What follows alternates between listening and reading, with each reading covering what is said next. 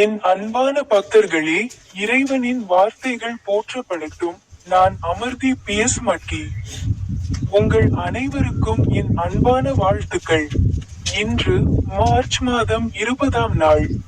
வேதாகம வசனத்தில் உள்ள அவருடைய வார்த்தைகளில் ஒன்றை பற்றி நான் பேசினேன். புனித யோவான் அதிகாரம் 1 வசனம் 7 இவ்வாறு கூறினார்: அவர் ஒளியில் இருப்பது போல நாமும் ஒளியில் நடந்தால் ஒருவரோடு ஒருவர் ஐக்கியம் கொண்டிருப்போம். மேலும் அவருடைய குமாரனாகிய இயேசு கிறிஸ்துவின் இரத்தம் நம்மை எல்லா பாவங்களிலிருந்தும் சுத்திகரிக்கும்.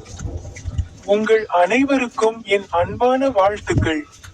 என் யூடியூப் சேனலில் உள்ள ஸ்வைப் பொத்தானை அழுத்த மறக்காதீர்கள்.